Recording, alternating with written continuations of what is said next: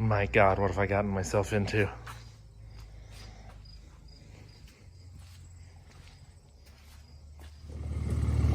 Help has arrived. Hey guys, Yoda Code 43 here. Episode 2 of Farfie's revival, and you can clearly see that I've missed a few steps. This was a complete car when I parked it at the end of the first video, and then then it just wasn't, because all of a sudden I got motivation and I got some company in the form of my friend Mason here. And we knocked a bunch out yesterday, and I knocked out a bunch more today. And yeah, she's in pieces. The whole front end is off, sitting right here. The whole cooling system, intake system pretty much is chilling right there. I've got plenty of new supplies for reviving the new engine. I've got the old oil out of this engine, which has about 20 miles on it. That'll be going in the new engine. Don't be critical. There's no metal in it or anything like that. Yes, this engine makes noises. No, it did not produce metal. So that makes me happy. We're also going to be adding air conditioning to the new engine and changing from the Mark III style shift cable box to the Mark IV style, which has a way better shifter feel, way more direct, no looseness in the gears like my crappy old Mark III box I've been beating on for, I don't know, 70,000 miles. And yeah, and so this is the whole intake manifold system, the crack pipe as they call it. Basically, I took all of the low mileage accessories off of my engine, and they're all going to go on the new engine over here. I've already started with the oil filter housing and the oil cooler. That AC compressor needs to come off because, well, it looks dead. It's free spinning, but God knows if it works. There's no point in trying. So I'm just going to change it out for the other one I've got anyways, and we'll carry on. However, my point of contention here is the harness. I know that this is an OBD2 engine, but I don't know what exact differences there are between the OBD1 and OBD2 engine harnesses. I've been looking as I've been going. There don't seem to be a lot of differences. But we're going to find out when we go to plug this in, and if it's way off, it's really not that hard to remove, so I can just pull that one off that motor, put it on this one, la-di-da, there you go.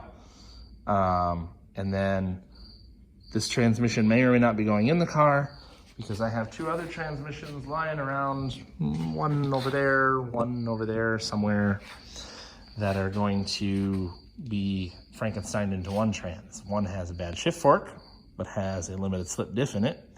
And the other one has a bad diff, doesn't matter, it's a parts trans now anyway, but has good shift forks in it. So yeah, you know, shift fork swap, and then bolt that trans to this engine, bolt that whole deal in the car, and off we go. So right now we're going to remove the old engine, and by old I mean way fresher than this engine, but it's okay. This will still run just fine. It's low mileage. And then after that we're going to, knock apart the interior and find all the critters. It's going to be fun. No, it's not. It's going to suck, and it's going to stink to high heaven. So I got to open the windows here too as soon as I am done filming, and yeah, we're going to carry on. So, wish us luck. I'll provide an update in a little while. All right, we're hooked up, and the engine's finally about to come out of the car. Go for it. Yep, couple of pumps.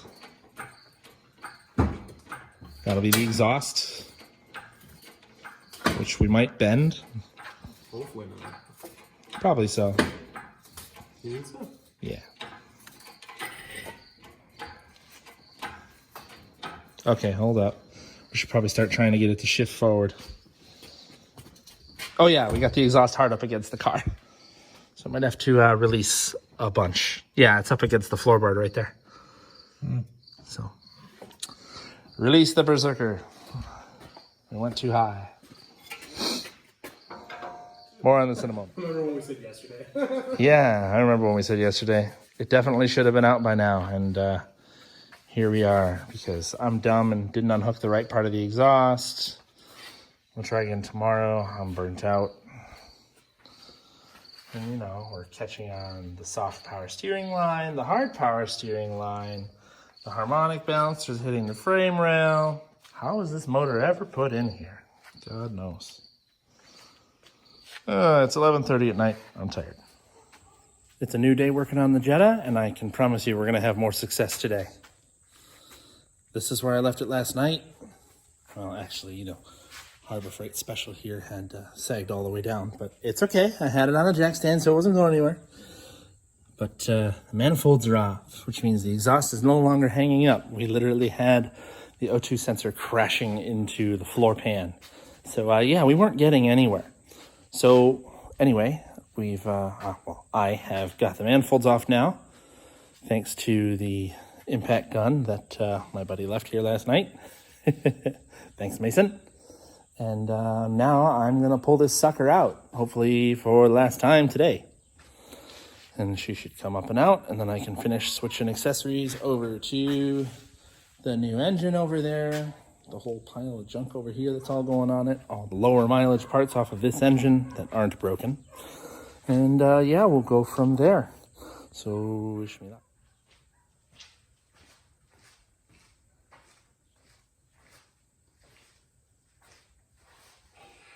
Hopes and dreams.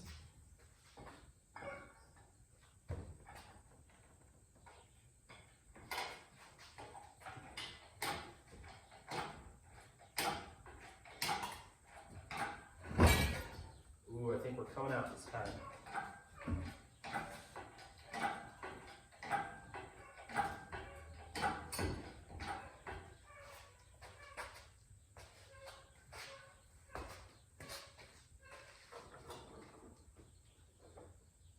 We're well clear of the exhaust.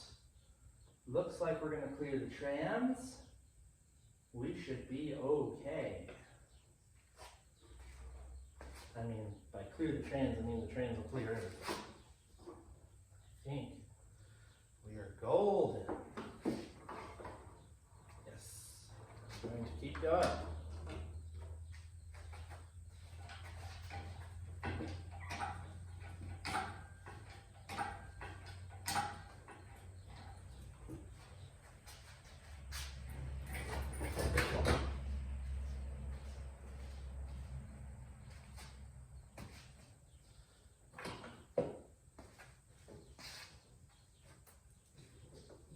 Oop, I think I caught onto that. Knock sensor in the rear.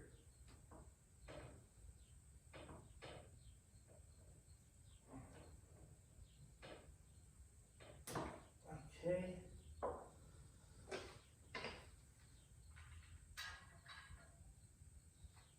Yeah, I think we're free. I really do.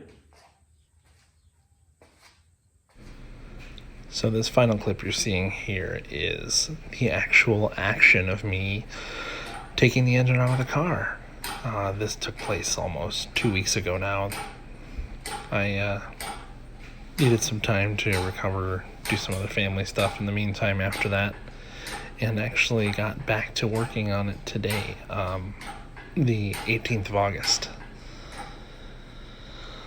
I finished putting all the accessories on the new engine, and I'll have a photo at the end of the clip here of what it looks like now that it's ready to go in the car.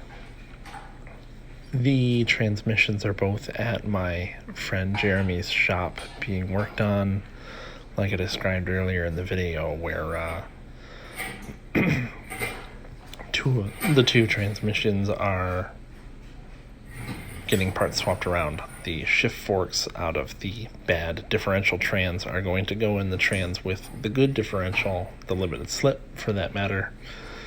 That trans also has, as not previously mentioned, 16 valve Passat gear set, so the gears are closer together. More RPM at high speed. Cruising at like 80 is close to 4,000 RPM, which is kind of a lot. So I actually asked if it might be possible, and if it's relatively easy to do, if he can swap the fifth gears from those as well, because the stock VR6 fifth gear is 3,000 RPM at 70, so that's a lot better off. Anyway, I hope you guys enjoyed the video. Like and subscribe, and I'll be making a new video here soon with the next round of content once I get the transmissions back and I can put the whole deal back in the car. Hope you guys enjoyed. See you around.